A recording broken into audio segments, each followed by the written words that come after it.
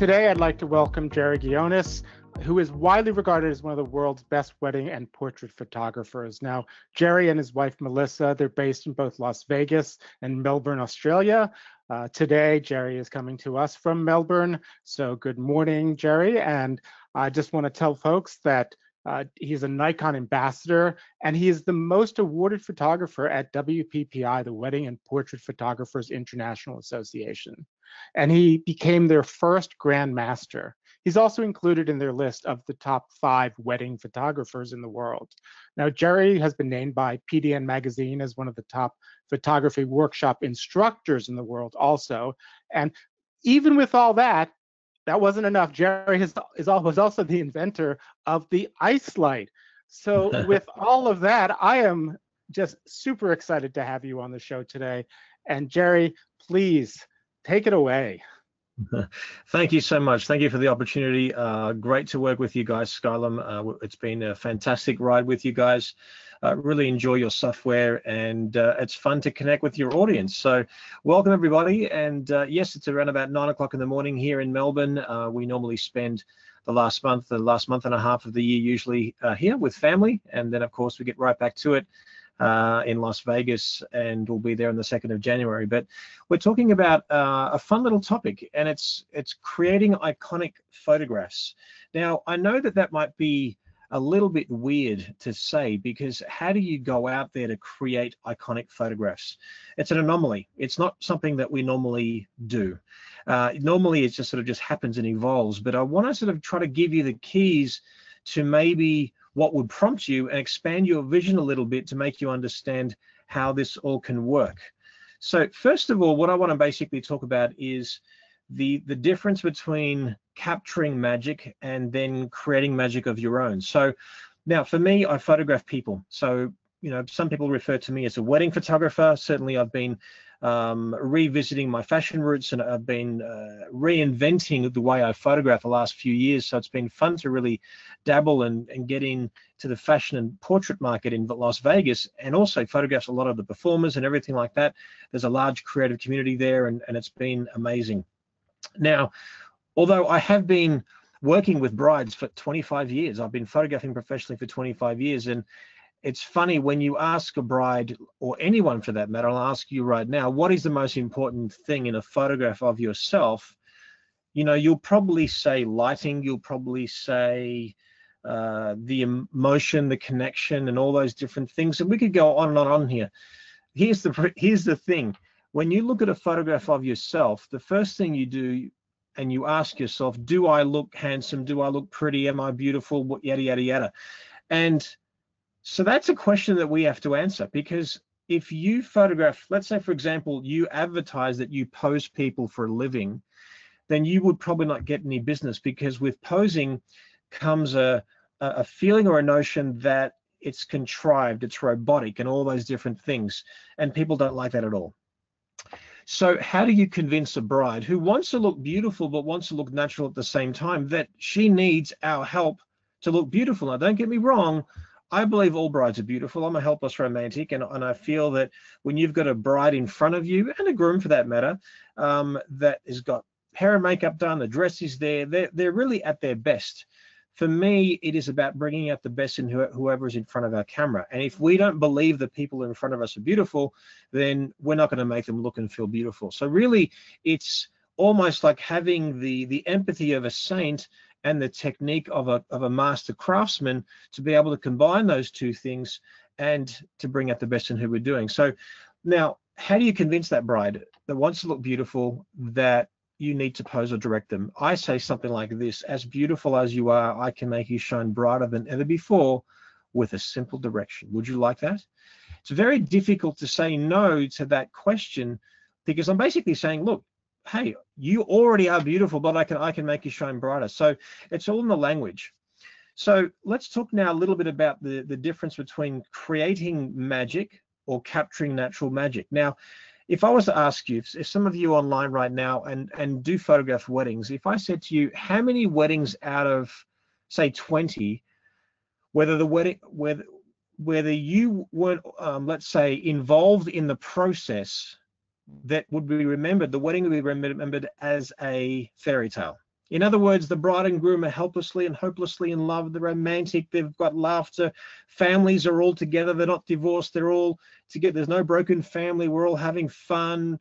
And then we get this montage of this fairy tale. Now, that's not real. And when I say that, I regretfully say that, but I believe that if you did not help the energy of a wedding, it would not be remembered as a fairy tale. At least 1 in 20 would, if you're lucky.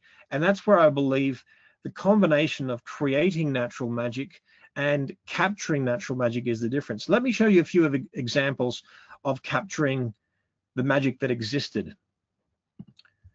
Now, this photograph that you see right here is, I saw this brewing. Now, the kids were playing underneath the veil because the veil blew over with the wind, and it was really, really cute because then another gush of wind came and then literally made the little girl look like Porky Pig because she's got the little pig nose there. It was adorable. And then you've got the bride and the sister, really unbeknownst to them as to what's basically happening. So here we see a 1 in a million photograph that I've been photographing for 25 years. I've shot well over 1,000 weddings, and this has happened to me once. Thank God the next photograph has only happened to me once. If you look at this this bride and these two dudes, this is actually in Melbourne.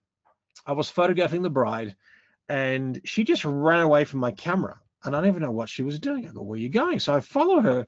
She plants herself in between these two guys, and you could see that their skin has been weathered. They've been sunbathing, probably best friends all their life. And you can see, obviously, the rose between two thorns. I think, and everyone who would title this image would probably title it the same way. These two shots that you've just seen have become iconic in my folio. Now, that's the thing. It's hard to go out there and say, well, today I'm going to create an iconic photograph. Usually it's part circumstantial and part what you do, and basically what you bring to the table. Because if you had an inexperienced photographer here and an experienced photographer here, and they would approach the same subject matter, then you would arguably say that they're going to have a different vision, and you would say the experienced photographer would perhaps take advantage of the situation a lot more than perhaps the inexperienced photographer. And we'll talk a little bit more about that, but that becomes a lot of fun seeing something like that. This photograph that you're about to see, it was funny because during the ceremony, I will always scan what's happening in the ceremony, not only the bride and the groom, not only the bridal party, but all the guests. And often when I photograph, I keep I'm left eye dominant, so I'm photographing with my left eye, and then just before I take the photograph, I open up my right eye in case I see movement in my peripheral vision. And if I see movement, then I look at it, and it might be better than what I'm looking at, and then I go here. That's what happened in this occasion, and this is where the pastor, the priest there, was actually singing, and the congregation was singing, and the little boy, was paying attention to me, and the little sister scolded him and said, "No, look at where you're supposed to look." And then all of a sudden, this cute little photograph comes along where the little girl is chastising the little boy, her brother. Again, something like this and that expression is not going to happen very often, but you have to be ready for it and anticipate it. And then after a while, when you start to learn to anticipate these moments, you become a magnet for these moments. And then sometimes this next photograph, this next photograph doesn't happen every day. In fact, it's only happened once in my entire career, and it was a combination of elements. Now, here we were at the front of the house of the bride, the bride's house with the parents, the family, and across the road was the church. And I thought, great, let's use the background, the church as the background. Fantastic. So then what happened was the grandfather was walking slowly with his cane, so slow. And you could sort of hear, now I'm Greek, actually, Greek background, and I speak Greek. And then everyone around was sort of teasing him, affectionately, of course, like he was taking too long. And then I said in Greek, and if you're not Greek, it might sound offensive, but it was affectionate. I said to him, obviously in a very playful way, "Come, hurry up, old man, we're going to be here all day." So didn't say a word. I'm like, maybe he didn't hear me. He crosses the road, turns around, puts his cane up, and he says, "I'll show you." you know, you young little shit sort of thing. And that is the actual photograph that actually evolved. So what I'm getting at here again, guys, is my encouragement is not to just wait for the moment, but to make it. And I'm dare not saying for you to say that to the grandparents, because if you're, depending on your personality, your delivery, the timing, the people that you're with, the trust that you've built, then those things won't work for you. And that just becomes part of your repertoire or part of things that happen and a certain risk taking. Then there's some shots that you combine natural magic and then you combine what you may do with it.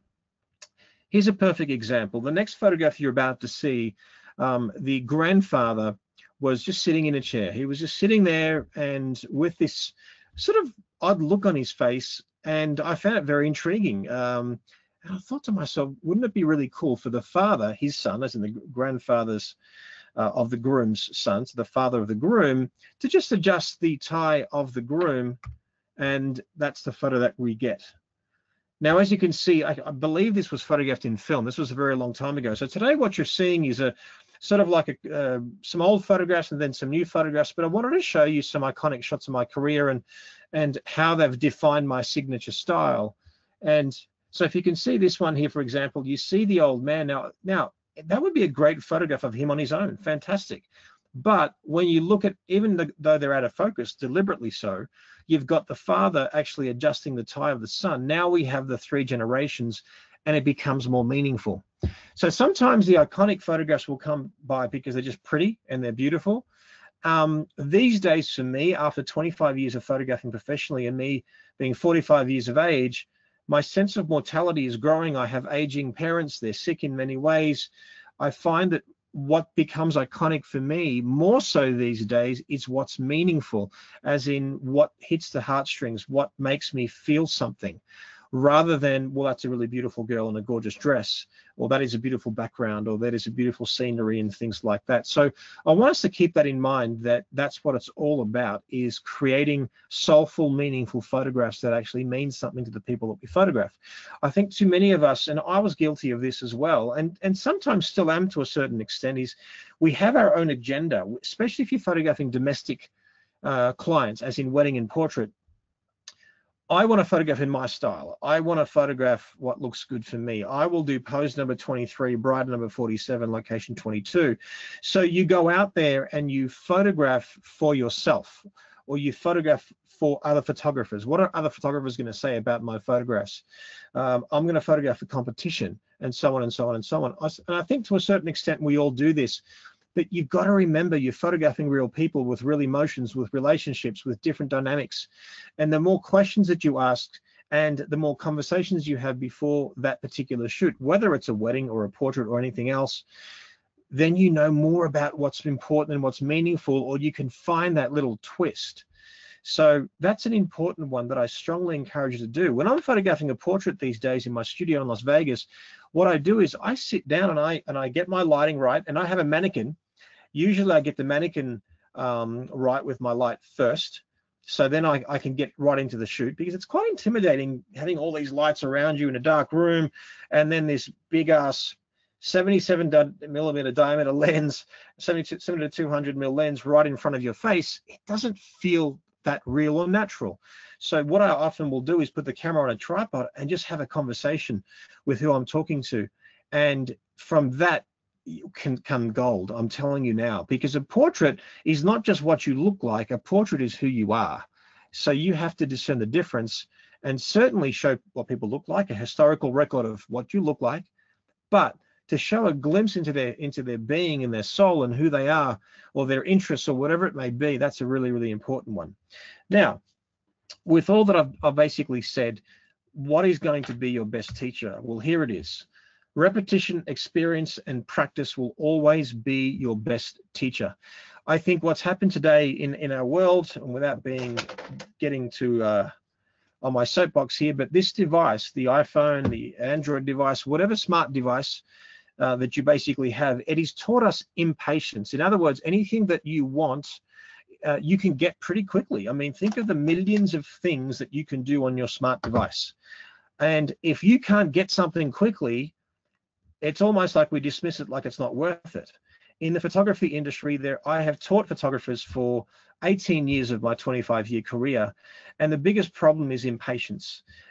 We shoot too fast, and also we go too fast with things that are not fruitful in our business, and that's a problem. So my advice to you is just to remember that repetition, experience, and practice will be your best teacher.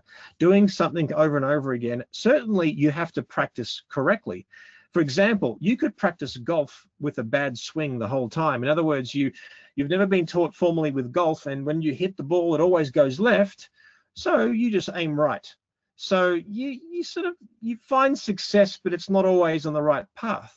My suggestion to you is sometimes you have to come to a teacher like me to recalibrate you. You'll feel sometimes like you're going a step backwards, unlearning some bad habits, and then relearning what you should be learning. So good practice is important. Experience, well, nothing will beat just gameplay. Being at a wedding, being at different cultures, understanding how to work with people, understanding different dynamics. I mean, you think about it. We're not just photographers. We're psychologists. We're all these hats. We wear everything. And of course, those three words going together, my strong encouragement to you is to look at those and to not be impatient. And not only that, don't only practice on a paying gig. Don't only practice your photography, if you're doing weddings, for example, only at a paying wedding day. It's funny, recently I'm mentoring this gentleman, Charlie, and I was looking through his weddings, and he was down on himself that, you know what, I need a lot of work, and I've been photographing for a couple of years and so on and so on. I said, well, how many weddings have you done? And he says 15. I say 15 weddings. Okay, let's put it in mathematical terms. You've been photographing professionally for just over 2 weeks. How do you expect to be better? How do you expect to actually get better? And I'm like, well, and he sort of started thinking that, you know what, you're right, it's only 2 weeks. And if you only practice during those 2 weeks on that paying gig, then you won't get better. So my advice to you is that you got to practice things that you are not comfortable with, not on a paying gig. If you don't know about on-camera flash, practice. Off-camera flash, practice. Reflectors, practice. Window light, practice, and so on. So I strongly encourage that. Now, the topic for today's presentation was creating iconic photographs. So how do you do that after you've repeated good, repetition, you've got experience, you've got practice, and you can create saleable, good, solid photography. But how do you create those images that actually sing a little bit louder and shine a little bit brighter? And I believe it's a combination of these elements. It is vision, opportunity, patience, and again, practice. All right, sorry, execution. I meant to say the word execution there, so I'm sorry about that. I made a few subtle notes a little bit differently, but vision, opportunity, patience, and execution. So let me talk about vision, for example. Vision is being able to see what others don't see. And as photographers, that's our job. If anyone could do what we do, now that everyone has the tool of our trade on their person, being a phone, having a camera on their person, means everyone's a photographer. So we have to have vision. Not only see what's in front of us, but see the elements around us and know how to maximize them. Opportunity. Sometimes, you could walk into a room and no matter what you do, the elements in that area are just not conducive of creating something iconic. When I say iconic, you might think, what does that mean? For me, it's outstanding. It is something that you'll remember. It's something that you look at once and you'll never take out of your mind. It hits your soul. It makes you feel something. And after all, that's what art is. Art is a form of communication. So the more you make someone feel, then the more it's going to resonate, the more it's going to stay with them. Okay.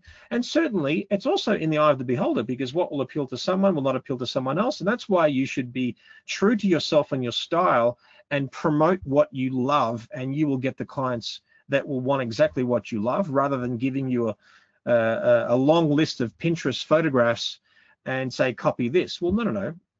If you're a hairdresser, you cut hair this way. Therefore, hey, I'm that guy who cuts short, funky hairstyles. So, come to me. And that's how it is. So opportunity is also very, very important. It's circumstantial, what's around us. And let me elaborate that it could be just the right girl, the right dress, the right hair, the right background, the right lighting, and so on. Patience, that's an important one, guys. Patience, when you see something magic in front of you, I think most photographers, and I've seen this with my own two eyes for so many years, that we get excited and we think very one-dimensionally. We don't look at the world around us in a different way, but you know there's magic somewhere there. There's something really cool here, but damn it, like I don't know what's there. Slow the hell down is what I'm saying. Slow down, and I'm telling you, it will make a huge difference. And again, sorry about what you're saying on that last word, practice, is meant to mean execution. It's your technique. It's your in-camera technique, knowing your camera, knowing your exposure, knowing lighting, knowing just the tool of your trade. I often get questions by my students at workshops and different things that I do, and they'll ask me very simple questions, and they've been a photographer for say 2, 3, 5, 10 years, and ask me a fundamental question that could easily have been answered just simply by reading the manual of the camera. So I know what photographers are like, is we just don't like doing those things. We just want to get into it and start playing. I'm saying there's nothing that beats that going out there and photographing, but read your manual and you'll be doing really well. Let me show you this next photograph, and here's a perfect example of what I talked about just before, about opportunity and patience and execution and all those different things and having a vision. I was walking past this house with this groom, and it's funny because as I was walking with him, so I was walking sort of down, the house was here, I was walking sort of down the path. As I looked at him, I sort of just looked at the window past him, and I see a reflection of his silhouette in the glass.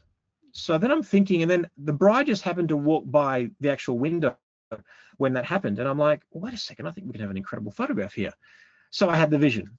Then I'm like, all right, well, what do I do here? So I thought, hey, if I can get him a little bit higher and squat down, I could merge her face into his and give me an in-camera composite or composite or multiple exposure, whatever you call it. So sure enough, I got him to stand on the ladder, as you can see here, and you can see how the tree line is right behind him, but from my angle, his head and shoulders would be above that tree line. And as when you window shop and you put your hand, you know, over the glass and you can see vividly through a piece of glass and a reflective glass, you know that that's it, that you can see through it. Well, I'm thinking, well, if I get her face merged where his face is, I'm going to see them vividly and we're going to create a beautiful photograph. And this was it. So you can see now, this was not a multiple exposure. This was not done afterwards in Photoshop. This was done in camera.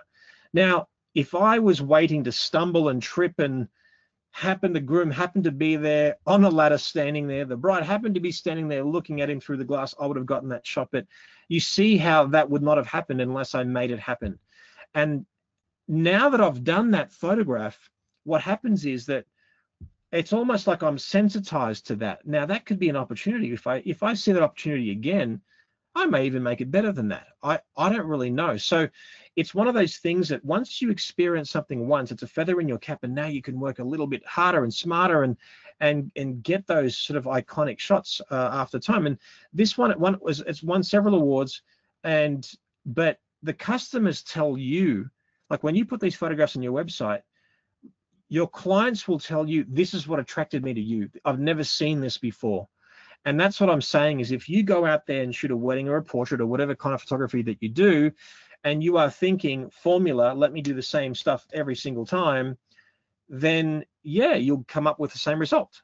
And I'm saying to you, a wedding specifically is a formulaic approach to photography. There are shots that you just have to get. Now, how you get them, that could be different. Let me show you a shot that I photographed many, many years ago, and that's this one. Now, it's come from an old keynote presentation, so I apologize the fact that it may be pixely on your screen, but you see a couple here kissing in the rain, and the rain is backlit with flash. Now, you may see so many examples of this kind of shot in and around the world of photography today. There's not almost like a week will not go by without seeing a backlit shot with rain. Now, I believe I'm the first one to popularize this. Now, whether I'm the first to do it or at least the first one to popularize it or repopularize it in our industry, this was done over a decade ago. And I had this idea from the movie The Notebook. Now, you may remember the movie The Notebook where the couple kissed in the rain and became iconic. Certainly, it's not the first time that you've seen in a movie where a couple kisses in the rain, but that repopularized that notion. So I was doing an engagement session of this couple, and I thought to myself, how good would it be if we emulated different movie scenes that I loved? And in this case, this particular one, I thought, how cool would it be to actually get it to rain and then backlight with flash, and let's see what happens, because I had never seen it done before. So basically, I used a sprinkler, and it's cold, for, as you'd appreciate. You can't get warm water with on a sprinkler. It's very difficult. So they were freezing half to death. I wanted this almost kiss, like they're just grabbing each other's lips, very passionate. The hands are very passionate, and we backlit with flash. Then, so what I'm basically saying to you is that in your career, you will do a photograph and you will execute it a certain way, and it'll be a feather in your cap. And guess what? You bring it out in a different situation, and you'll improve on it, and you'll improve on it, and it'll just get better and better and better. And I'm saying to you, it almost feels like you're plagiarizing yourself, but it's just one of those things. You've been in that situation before. Therefore, if it's raining on a wedding day, what do you think, what idea is going to come in my head right now for a photograph? Okay, so let's keep on moving. This concept that I did gave birth to this following photograph. This couple were obsessed with the saxophone player at their wedding. And I photographed this wedding in outside Sydney, in New South Wales, the state where Sydney is in Australia. And there was that thin, crisp country air with bugs and dust particles when it hits your face. So when you walk into a field and you sort of feel those things on your face, you know they're bugs and particles and hay particles and whatever. And I thought, if we backlit with flash, it will look like stars. Not dissimilar to what you're basically seeing there, but of course there's too many stars for it to look like stars. So then I thought, how do I add an extra element to this particular couple? So I got the saxophone player out, and we photographed the couple backlit with flash with the saxophone player, and we get this photograph. And again, apologize for the fact that it's maybe a little bit pixely on your screen, but you get the idea. This beautiful light bouncing between them, and then you've got the flash. And I quite like the fact that he's bald too, so we get that clean sort of light on the back of his head. And again, it becomes more meaningful because he's a saxophone player, and they love that sound, and they just went off at the reception when they heard him. So now they have a different shot than, say, the other couple that I photographed. Then I was in Malaysia doing a workshop, and then we passed this vendor with these bubble guns. Now you know the guns that blow bubbles, like for kids. So I bought two of those guns. I backlit this shot with flash out of the bubble guns, and then we ended up getting this photograph. Then finally, I was at a wedding. I was literally, I had said goodbye to the bride and the groom. It was close to midnight. I was tired. I was done with. I'm like, the gear is packed. I'm walking to the car. It's raining. I didn't have an umbrella with me. And then as I walked out and stepped out to the rain, I thought, wait a second, that backlit shot with flash would be perfect right now. So I go back, I say to the couple, I go, look, I know it's raining, but this will be a valuable waste of my time, my talent, your beauty in this circumstance if you don't stand in the rain right now to get an incredible shot that you will never forget. So I sold them. So they're in the rain, I was underneath the canopy. We were backlit shot with flash, bang, and then we got the shot that really filled up the whole frame with flash. I even love the fact that you can see some rain droplets in front of the bride. Now, just so you know, she changed her dress for the evening, in case you're thinking she's not wearing white. So what I suggest with this kind of photograph, guys, is that you have the flash about 6 feet behind. You have it literally behind their heads. And my advice to you is get your speed light, get a monopod, and you get your assistant to hold it about 6 feet behind the actual couple, behind the groom. Normally, why? Because he's got a bigger head and a bigger body, and then bounce the flash directly in between them. And that's what basically happens. And this is a photograph that I'd shared won a couple of awards many, many years ago, and this has been emulated a lot.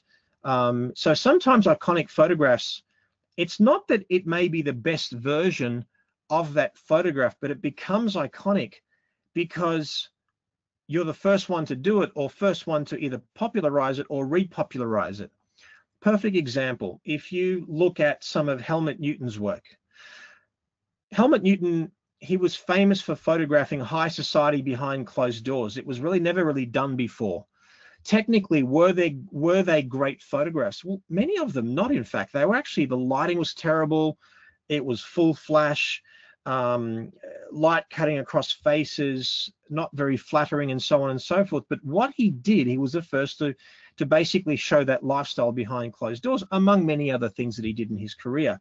So they became iconic, and they get attached to his name, and all of a sudden Helmut Newton is a brand that we know, and certainly has paved the way for so many photographers to do so many different things. So there could be one of us doing that with prettier lighting, with better posing and so on, but all of a sudden the rawness is not quite there, and it somehow the magic is not there anymore because you weren't the first, and also the rawness actually added to the imperfections added to the photograph. So you've got to sort of pick and choose your battles here. Okay, what I want to show you now, guys, is a couple saw this photograph and they wanted it for their wedding, but it was daylight, but it was raining. So what do you do? Now the video that we're going to show, just purely because we're on the internet, a lot of people are watching, you'll find that it might be a little bit choppy, but you'll get an idea of what's going on. So I hope you enjoy this. Well, I need a dark background, otherwise it's not going to work. So let's go where the trees are. I'm going to get you here. Let's test the flash. You are going to get soaked. There's a last shot of the day. You need to look at each other. Without passion in this photograph, it's just going to be nothing at all. I need you to look at each other like you're hungry and you're each other's meals. All right? Look at each other's lips. I want you perfectly front on, and then we're going to backlight with flash. And as soon as we get it, we're done. Okay? All I need is your faces. Now bring your hair behind your ears. Beautiful. I want you to face each other now and hold each other really close. Your hand on his chest there, darling, and that right hand down. Down. Now, come see how Johnny's closer to me than you. Come closer towards me. Stop. Now, I want you to lean, both of you lean this way. Stop. That's it. Beautiful. Now, chin down a slight touch, Johnny, but don't tilt your head towards me. That's it. Leaning closer. Stop there. Look at each other's lips, guys. Now, that's it. Now, bring your hand up higher, darling. That's it. Chin down, gorgeous. Tilt your face towards me, mate, just a little bit. Stop. Go closer together.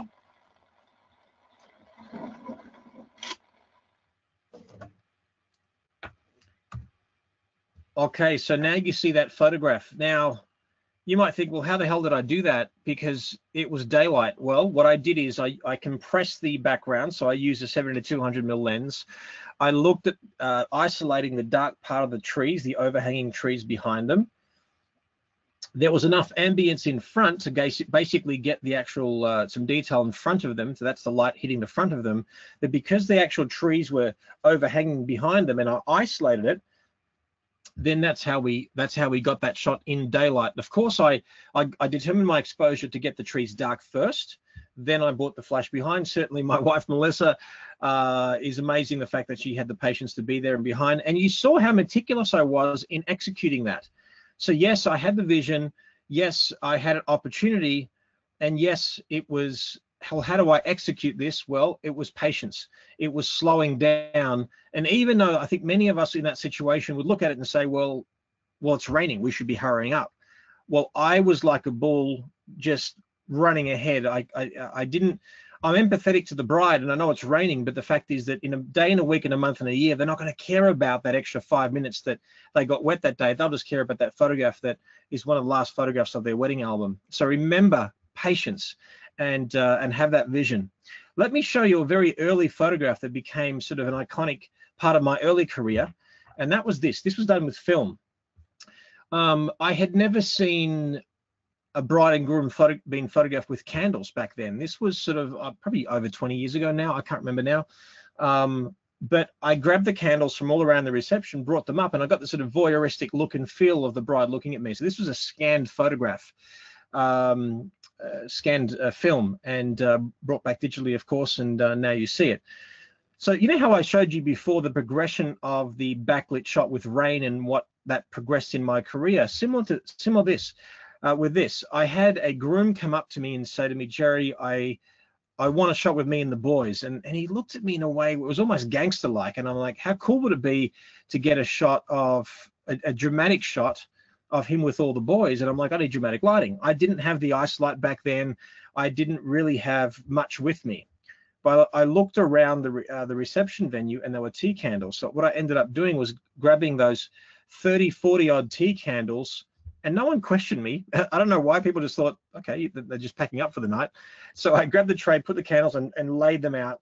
Then I got all the boys together and I gave each of the guys a very quick expression. And in the speed of me directing them with the expression that I wanted, it created chaos, which made the shot look real. Let me show you. Now, people think this was done in Photoshop. It's not. It feels like it because you can't see the bodies of the three guys above, but that's because the candlelight is only hitting their faces, and obviously the guys in front are blocking what's going on. But you sort of see how we create that beautiful triangular composition, and it just works. And of course, you would not do this with girls, because it's very unflattering light. You've got what we call ghoul lighting or Blair Witch lighting, where the light's underneath and causing those unattractive shadows on the upper cheekbones, and that's what you have here.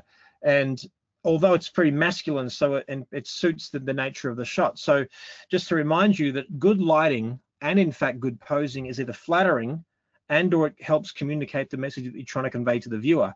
Although this is not flattering, it helps to communicate the message that I'm trying to convey to you. What am I trying to convey to you? Hey, these are just a bunch of guys, really cool, mafia type, boys being boys, having some fun, very cool, very dramatic. Later on in my career, certainly not recently, but several years later after this photograph, I used that same technique with those candles. So I had this idea with this bride and the groom, and I said to myself, oh my God, after the wedding finishes, I want them at the edge of a table with a disheveled background, having a party atmosphere that's empty in the background with the bride and groom in the foreground.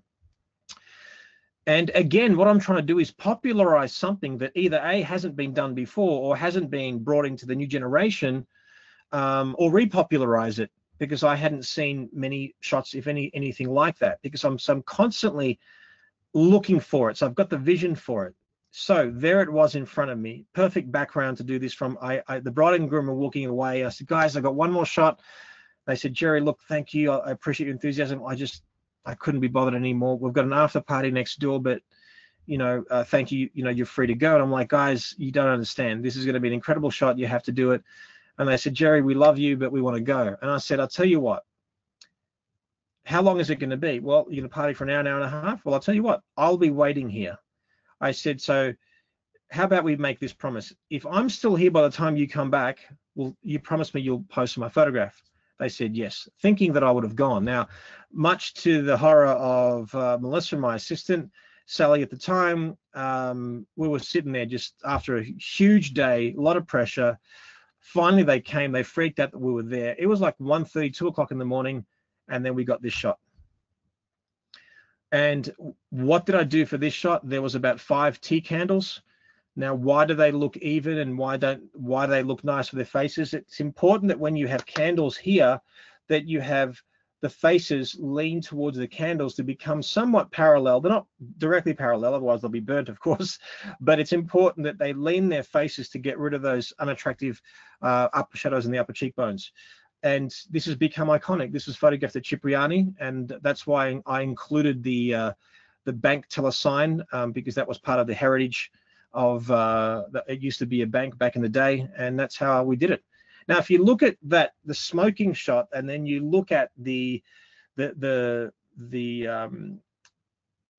kind of an image, combine the two, then all of a sudden you've got another shot that's actually very different, because most of us always think about just doing the shot on the right-hand side or just doing the shot on the left-hand side, but why not combine them?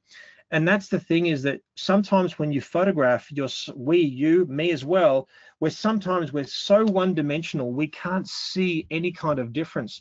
So I suggest that you slow down, take your time, and this is where patience comes in, and say, well, what else is around me? What else can I do that I haven't done yet?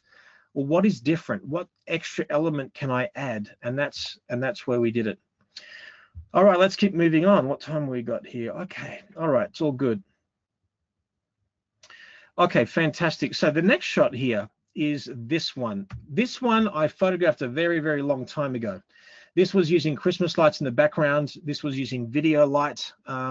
It's funny, back in my early career, not many people used off-camera flash. There weren't many clever triggers that you could use on location with your speed lights. usually they're line of sight, so you couldn't put your flash behind and everything. So we would use video lights, just portable tungsten video lights, and that's how this was taken. And it's funny because I repopularized this kind of a shot. I'm not the first guy to do this kind of shot, certainly, but I repopularized it in this industry, among other people as well. So then when I had the opportunity to do it again, but better, I did this. Off-camera flash, more Christmas lights, and it works really well. In this case, this next photograph, as you can see, it's slightly different again. We've got Christmas lights. This was, of course, if you follow me in my my Nikon adventures, because I'm one of Nikon's ambassadors. This was for the Nikon D850 campaign. And here I've positioned them a little bit differently. You can see how I'm shooting somewhat biased over the shoulder of the groom. What's happening is I've turned the face of the groom a bit to the right. The light hits his face, bounces off her, so she gets a softer, prettier light. He gets nice light too, but it's more about her. Then I made them laugh, and I quickly took a shot, and then we made it more dramatic. So we sprayed some smoke. I think it was like aerosol in a can or something like that, atmosphere aerosol, I think it is. And so what happened here was that the flash hit his face, so he's not quite in silhouette, but he's quite dark. She just tilted the other way, and then she gets that soft light. And you might think it's out of focus. If you look very clearly, this was photographed at, I think, 1.4, I think. And her eye is crystal sharp, the one that's closest to the camera, and it works. And that's how we got that shot. So you see that progression of those types of shots, whereas now I know how to shoot with Christmas lights. I know that your ISO has to be a lot lower than what you would expect, and all those different things. Let's look at this kind of photograph. This is, I wouldn't call these iconic, because I would say they're just nicely shot traditional photographs of this bridal party.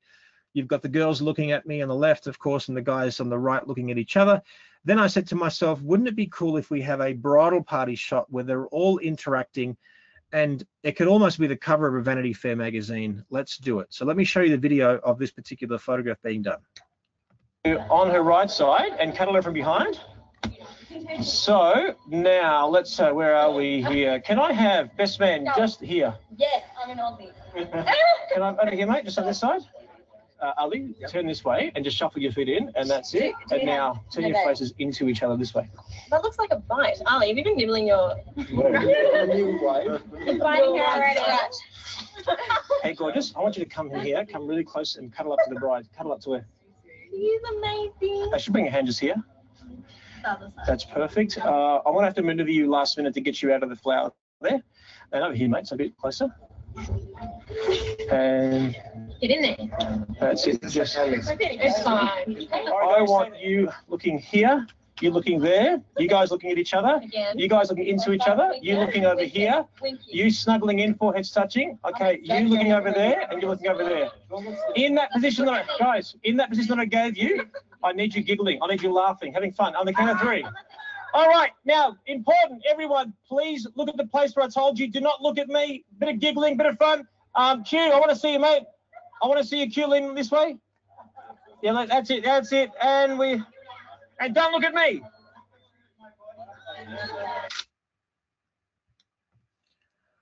All right, you're probably looking at that video and saying, Jerry, take the damn photograph, take a damn photograph. It's so funny because if you look at this, everyone is literally connected to each other. Everyone, it's a beautiful, harmonious. Now, remember, look at the points that I was talking about. I had the vision of what this would look like. So I pre-designed this photograph in my head. I know what I want. If I had to wait for this photograph, it would have never happened. And if it did, certainly I'd be there and I'd be photographing away. So the opportunity was here because I had this beautiful backlight being diffused by this material above. I had harmonious colors. So the basically the bride and groom chose really good colors to be connected to each other. So we've got the white, we've got the natural tones of the girls' dresses and so on. Then I had patience, so I took my time. And if I say to you right now, don't look at me, you'll probably keep looking at me. Or if I said to you, don't think of the color red, you'll think of the color red. The problem was I said, don't look at me, because then the photograph will not look natural. It won't feel right. Now you might say, well, Jerry, you contrived this. It's not natural, therefore, big deal. I argue I don't really care how I got there. The fact is that I'm immortalizing a photograph and a moment of best friends together. What do you think this photograph would mean to this particular group of family and friends? You would say they're not going to care how it was executed. They just love the fact that they have a photograph that not only is technically quite pretty and beautiful, but is meaningful. And that's how it works. So patience is the key, and certainly to execute it is important. And it doesn't have to be elaborate to be iconic, so to speak. And again, it's hard for me to self-proclaim, hey, here are my iconic shots. But again, my couples have told me that these shots have really attracted me to your style. Other photographers as well, but usually I let my clients be the guide as to which ones hit their heartstrings, which ones just make them feel something stronger, and so on. Let me show you something a little bit different. This is actually a fashion photograph, and this is you'll see a composite being built in front of your eyes. Watch this.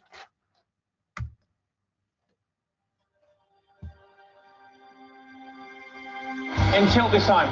Throw it left and right.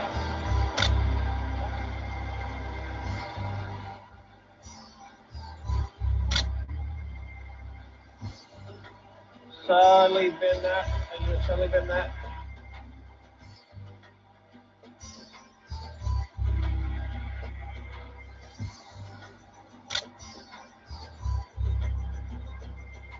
As you go again.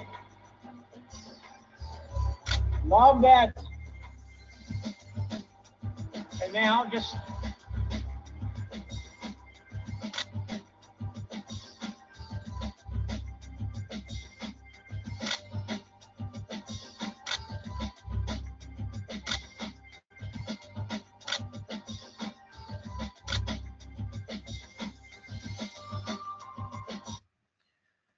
So there it is, guys. And this is a tough photograph to execute, because you sort of have to know, this is my intention, to have 5 girls looking like they're 5 different girls, and how they interact with each other. So this was not done in 5 shots. Certainly it took me more shots to get what I wanted, but it was a combination of being able to envision how they were going to interact, and certainly let hindsight be 20/20, so I can look at them afterwards and then work out what blends in, and then blending them into a point where you look at it and you would swear that was 5 separate girls and all that kind of thing. So really, really important to look at. Then comes this next photograph. This is an important one. One of probably my favorite shots of my career. And it was photographed several years ago, but I want to show you this because the patience that it took to get to this point was really, really important. So have fun watching this. All right, darling, what I want you to do, see how you're there perfectly centered towards me. I need you now to that's it, perfect. Bloody hell, she looks amazing, huh? Just need a bit of hint of a light, so I'll get that. Can I close the doors? I want to see if the light is better, because it's a bit too hot on the bottom of the dress. Yeah, that's much better. Now, turn your face to the right now. That's it, and chin right up. And now, Melissa, just need you to sort of fan out the veil perfectly evenly around her, so it's framing her. Actually, yeah, we'll put a towel underneath her head, underneath the dress up. And keep that sort of look down. Turn your face this way. Probably her head, probably just on just to the lower part of her head, because it'll just help her without having to just turn your face towards me, darling. That's it, and chin up a bit more. That's it. Bring it sort of that way a little bit. Yeah, I need it sort of organised but dishevelled, if that makes any sense. You look awesome there. So just go beyond it and then just push it in a little bit.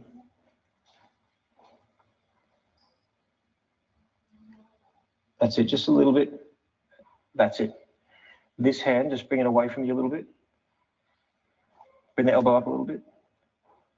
Perfect. That's it. Now turn your face gently to this way, towards the light. Chin up a bit, darling. That's perfect. Yes. Don't move. Okay. Close your eyes, darling. All right. So just hold my belt. That's it. Actually, that was perfect, actually. Arch your back.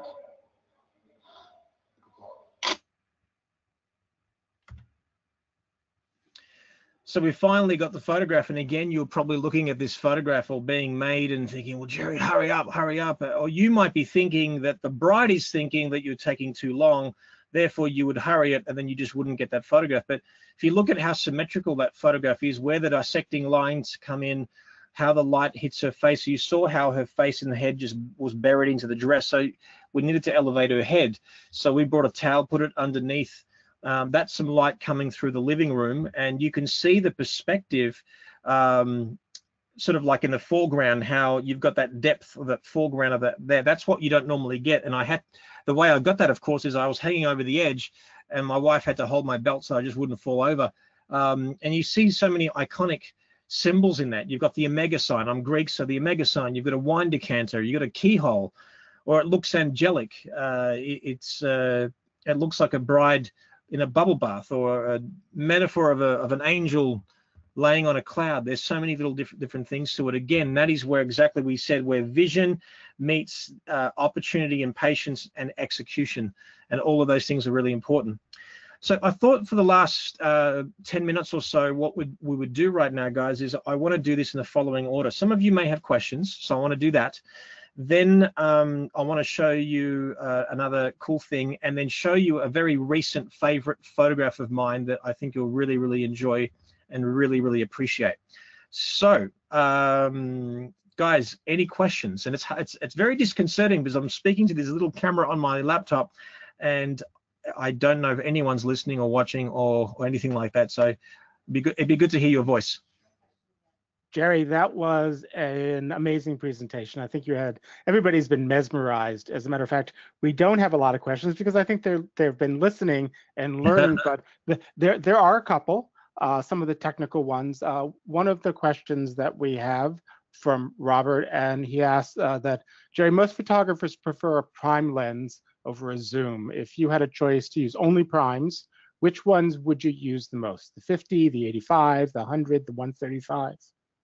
My favorite lens is the 70-200. I like to compress the background because I'm all about emotion, and I like faces. So I'm usually closer up. The one that you're seeing right now is a bit of an anomaly for me, but I'm normally close. Now, all that being said, now with the introduction of the Z7, the Z6, I've been playing with the 35mm 1.8, and I'm finding it's just this beautiful photojournalistic, you know, put it on my hip type of lens, and that's been really fun. But I do favor the longer focal lengths because you could just quickly go a little bit wider and a little bit closer. There's something about the ease of and the purity of a 35mm or a 50mm or whatever, but I feel like it's more of a romantic notion that we get attached to it. But really, you can't beat the versatility of a zoom. So have both in your camera bag and certainly work it out. And certainly, Amber, if there's not many questions, I can show more photographs than I was planning to towards the end as well. So no problem.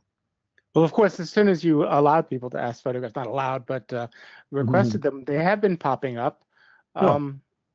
One of the questions, and I don't know if you do this, but if you bracket your shots, and if you choose to bracket them, do you generally bracket with aperture or with shutter or with ISO?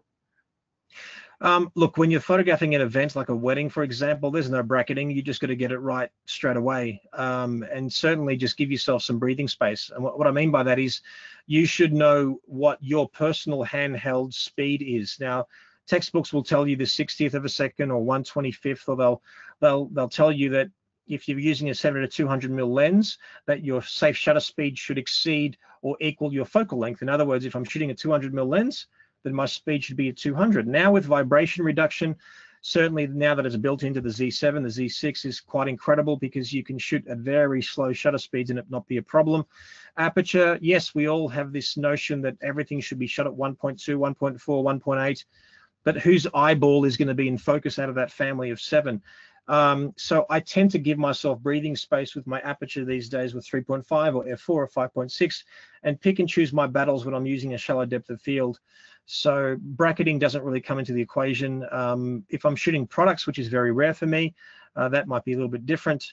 Or I might do focus stacking, for example, or if I'm doing an HDR where I want to, really go with the highlights and shadows, I might merge them. But still, the dynamic ranges of the cameras these days are incredible. So I think no need, if you know your exposure, you know your lighting, and know how to nail it in camera.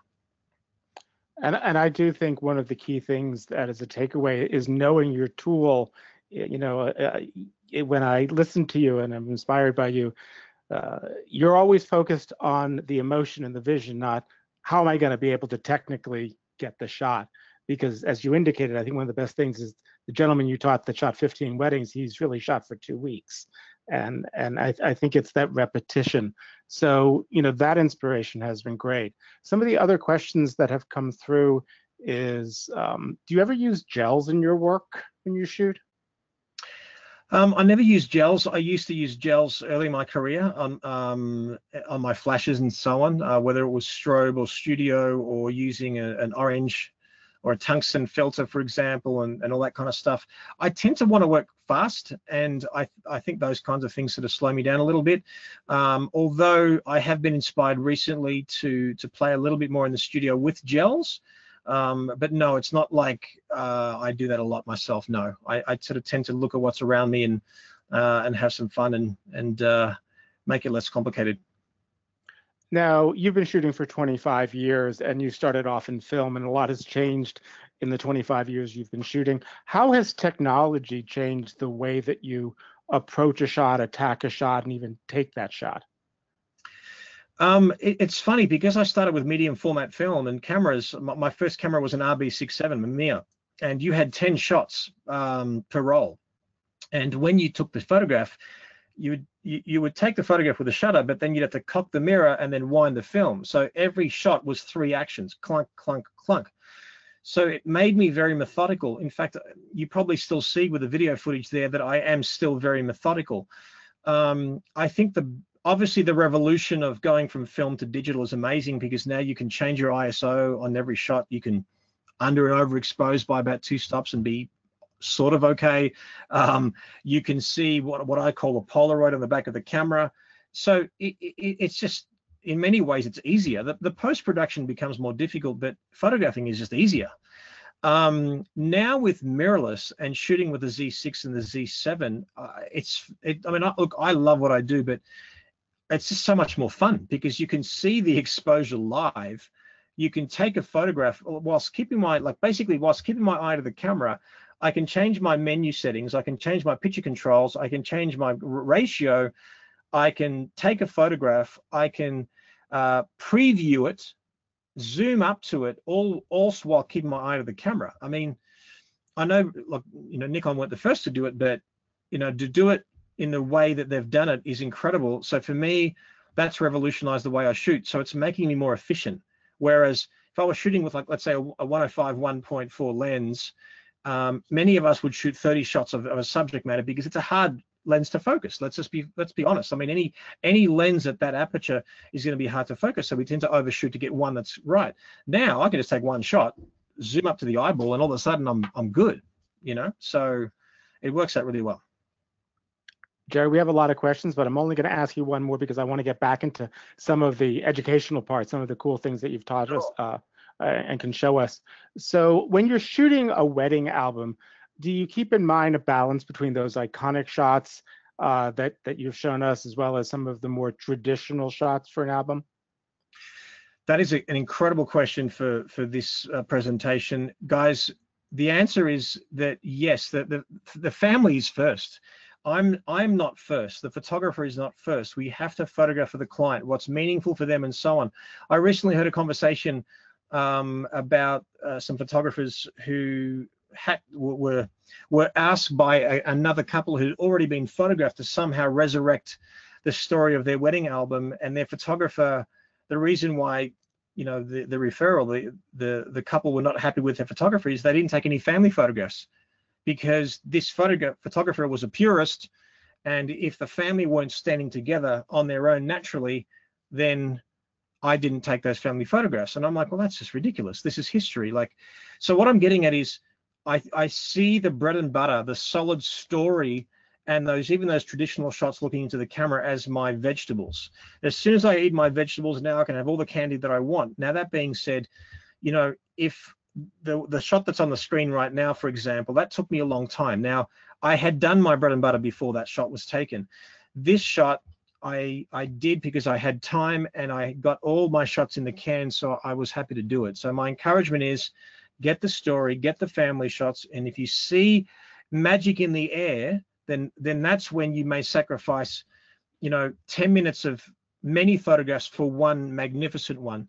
For me, if I can't nail a shot in like reasonably quickly and it's not iconic, I move on. Sorry guys, I'm not feeling it, I have to move on, and that's how I do it. That's excellent. Thank you so much. I'm going to let you take back full control, even though we have some other questions, because I want to hear some more of your stories and some more of your inspiration. Thank you so much. I appreciate it, guys. Thank you for your questions, guys. I really do appreciate it. Look, lots more to show. I'm going to show a few here that some things that you may not have seen before. This photograph here is nothing that exciting. It's a very traditional pose. The arms are off the body. They slim the arms. We can see the silhouette of the body. She's got a great shaped butt, fantastic, beautiful shape and curves. So that's why we photographed this shot. But I wanted something a bit different, and I wanted to go that little extra extent. So what I did was this. She wanted boudoir shots. So I'm like, okay, how do we combine the elements of boudoir and how do we combine a traditional nature of it? And also, how can we be okay by putting this in the album and grandma not seeing it and having a heart attack? So, all right. I have a book of Helmut Newton's, and I mentioned his name earlier in the presentation today. You may remember this very iconic photograph of Helmut Newton where he has the 4 fashion models with fully clothed, sort of in motion, walking in a studio environment, a white background, and then the exact photograph of them naked walking towards a camera. I'm like, all right, because I would look at that photograph sort of quite often because it was on display. So I thought to myself, how cool would it be to photograph a naked form, so on her, like naked form, and in the exact same pose with her dressed, and then merge this into the shadow of this photograph. So if you look very subtly behind her, there's a shadow on the wall. I increased the density of the midtones, and it made that dramatic shadow on the back wall. Then we grabbed her naked form, we merged it in Photoshop, and then we got this. So I don't know if you can see that digitally on your screen there, but you'll be doing really well to just see what's there. That very subtle, the pose is exactly the same. You can basically see the beautiful shadows on her butt and also her back line and also her face, and it just becomes this very different, unique concept. But I was inspired by somebody else, but that's just the thing, is how do you take that inspiration and take it further? You've got to think a little bit different. It's all those words that I mentioned earlier today as well. All right, last couple of shots here, guys, to sort of finish off with. This shot here, and again, sorry for the pixely nature of this shot. It was actually on an older presentation, but I thought I'd bring it up today. This was photographed at an engagement session on the streets of New York, and overlooking the streets of New York and the city skyline. And then it was getting dark very quickly. I had one off-camera flash and no tripod. What am I going to do? I can't hold my camera for that long to get the ambience in the shot. Also, I don't want to over flash them to get all the light spilling on the rooftop. So what do? I zoom my flash head to 200 mil. So if you don't know that, your flash, you can zoom it, which means the bulb inside the flash, you can push in and forward and back. I pulled it back 200 mil. So now I have a little pocket of light rather than a flood. And then what I did is I exposed for the background, maybe at a speed at 15th of a second or something like that. Then I focused on the couple. Then this was pitch black. So we used, I think, my wife's phone to focus on them. She turned her light off, focused on the couple, and then basically did this as I took the shot, click. And then we ended up getting this photograph. So you can see that I glorified the movement because I wasn't going to keep it still. So why not even glorify it and make it make it something rather than actually being a glorified mistake? And it becomes an issue. All right, guys. And iconic photographs should not just be wow to us photographers, like I said. You know, if you look at a shot like this, for example, this is so important and meaningful to the bride and her father, would you say? there's not a bride in the world that would not want a photograph like that with her father, I'm assuming, on, you know, on their wedding day. And then when I saw this photograph and I saw how close they were, I mean, you would like to say that all families are close, but there was just this special connection that these guys had. And then as I photographed the one looking into the camera, I wanted to pick a story. What could we do that we can connect them? And this happened. And this has become a very iconic photograph in my career. It's so simple. It's just window light, but the expressions are exquisite. Then you look at the composition. There's this triangular composition, and of course our eyes read from top left to bottom right, and it flows right down. And technically and emotionally, it's very beautiful, but ignore everything. It is iconic for them. So my encouragement to you guys is you have to understand that what's iconic, like I said, what's important to you and what's important to the couple are two different things. So just be really, really wary of that. Now, guys, I'm going to show you a recent favorite photograph, probably I would say one of my favorite photographs in my entire career. So you think of the millions of photographs that I've taken, I'm going to show you one of my favorite, if not probably my favorite photograph of the last couple of years, and to finish off with our presentation. Before we do that, whenever I do a presentation like this, often people would ask, hey, Jerry, look, you know, I love the way you teach, and how cool would it be to share some knowledge and to learn from you in different ways. So I want to actually explain to you something that we have and offer for you guys today. And I want to show you it in form of a video. And for those of you who don't know, guys, I've been teaching online. I believe I am the first photographer to actually build an online educational site as an individual, and that was literally almost 11 years ago. So I have 11 years worth of content on this site, where only for a handful of dollars you can access literally for the entire time that you remember. So let me explain this video, and we're going to come after that. We're going to show you the making of my favorite photograph of my career. So pardon my just getting out of that particular photograph. Okay, guys, enjoy this. Welcome to Jerry Ghionis Photography Training. Jerry Ghionis is widely considered to be one of the top wedding photographers in the world. He's also a Nikon ambassador, and PDN named Jerry as one of the top photography workshop instructors in the world. So if you want to learn from one of the best masters in our industry, here's what you can expect.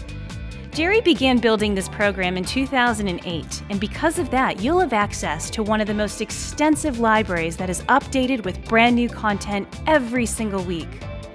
One of the best ways to learn how to shoot a wedding is to virtually assist Jerry and stand right there alongside him. There are well over 100 video lessons in the wedding section alone, so you'll be able to watch Jerry in action, see all the final images, along with all of the EXIF data. If you're a portrait photographer, you'll have access to numerous video lessons featuring client portrait sessions as well as personal projects. Jerry won the Australian Fashion Photographer of the Year award recently, and you'll be able to learn from a variety of stylized fashion shoots. And boudoir photographers will enjoy learning how to make your subjects look and feel beautiful in front of the camera.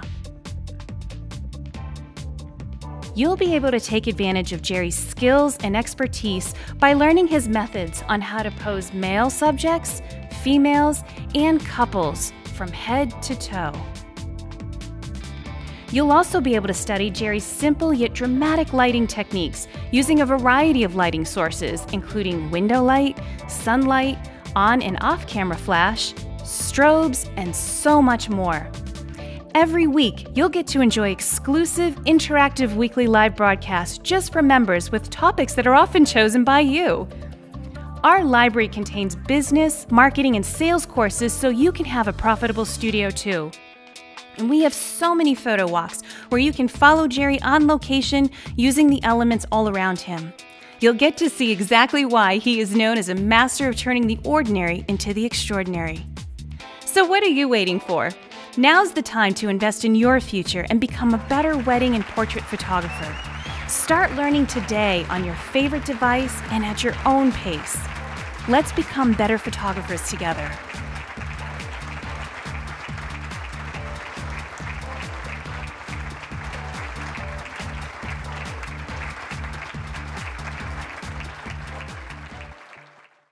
That's been 11 years in the making. And early in my career, I found that so many photographers wanted to learn and also want to assist. And I'm thinking, well, what better way than to virtually assist a photographer who's been in the business for a very, very long time. So we have a special offer for you guys watching right now.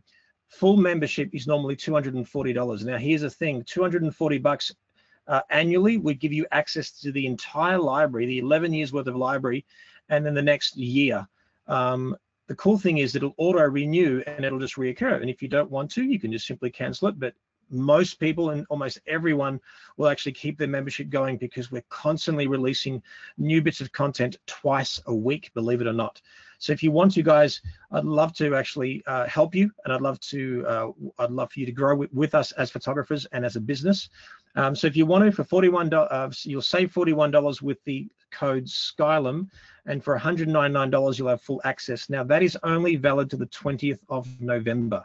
So while you're here and all excited about it, I'd love for you to join us because we've got plenty planned for you in the future. And all the video footage that you've actually seen already is part of a 20-30 minute episode where you get to see me photograph everything from wedding, portrait, fashion, boudoir, and so on and so forth. So I hope you enjoy that and keep that in mind. Guys, let me show you one of my favorite shots of recent times. And no, it is not this one. We went to India. Okay, so this was, I think, last year now. And it was my dream to go to India and Melissa's dream. So we're finally there. We were there actually speaking at a conference. And there we were at the Taj Mahal. And I felt foolish, not at the time, but I was actually walking and waiting in this long line to get into a position where I could get the reflection and get this classic shot of the Taj Mahal. And I felt foolish because there were so many people there, and why would I just take a postcard photograph that everyone's done before? And arguably the professional photographers that have been there before have done it better clouds, better time of day, whatever. So then I asked the tour guide, I said, is there anywhere else that we have the vantage point of the Taj Mahal that's beautiful, that maybe have less people? And they said, I know the exact spot, let's go there at sunset. So there we were at sunset. Now, I wanted to photograph Melissa in front of the Taj Mahal because you don't often get to photograph your gorgeous wife in front of this iconic, there's that word again, iconic location that's beautiful. And for those of you who don't know about the Taj Mahal, Google it, because it is a glorified mausoleum. Well, it is a mausoleum, not a glorified mausoleum, but it's a mausoleum of this king that devoted to his wife. And there's a lot of controversy that happened with his son and all that kind of thing. But Google, it's a beautiful story. But anyway, so there's Melissa. We bought her this beautiful dress, and you know, she's just twirling the dress around, and it's quite a beautiful photograph. And isn't it a pain, the fact that one of the pillars is being renovated, but nothing we can't fix in Photoshop and so on. So that's okay. Anyway, so let's get to this particular shot here. Then a sandstorm came, and this happened. So just moments ago, it was clean, it was beautiful, and all of a sudden a sandstorm and sand was flying everywhere. It was crazy. Now, what would you do if you were in this situation? Well, I did have my flash with me, and I did have my my trigger. So I just tested the light, and you can sort of see the sandstorm has gotten even worse. This was an exposure that I took that reflected what I saw exactly with my own two eyes. And the flash overpowered. No big deal. Let's fix it. Let's maybe pose her. Something's not working. It's not really feeling right. And then finally, we get the shot that we want. Now, I did have an action cam there. So let me, and I had the foresight to put it up. And let me show you the exact moment that I took the photograph. That happens to be one of my favorite shots of recent times. So have a look at this video footage.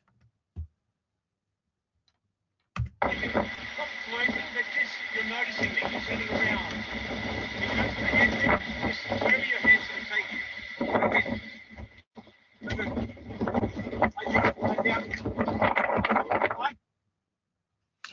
Did you guys see that little pop of flash? What I did was I actually turned my white balance to shade, which makes the environment even warmer than it is. Then I actually grabbed the flash, I zoomed the flash head, and then we put it in. And then we got this shot. And it was just, again, exactly what we discussed. Those words again, vision, opportunity, patience, and execution. Adding all those words together and putting it like that, that actually proudly sits in our bedroom as a 40 by 60 canvas print. And I love the fact that she's wearing this beautiful color that pops out of the sandstorm. And then we've photographed the Taj Mahal in a non-traditional way. Like usually we go to landmarks and we photograph them very obviously. It's just, well, there's the Eiffel Tower. Let's just get you with the Eiffel Tower in the background. But sometimes I find a suggestion of a location is a lot more powerful than being too obvious. And let alone the fact is that we are photographing Melissa, and the Taj Mahal is not the most important thing here. So you know how meaningful this is to me, because we experience such a beautiful sight, a 1 in a million chance to be at a place where 2 or 3 people were at on the side part of the Taj Mahal, and then all of a sudden we get this image. So that's basically what happened, guys. So again, in summary, my advice to you guys is you have to slow down. To get better as a photographer, you have to slow down. Repetition, experience, and practice will be your best teacher.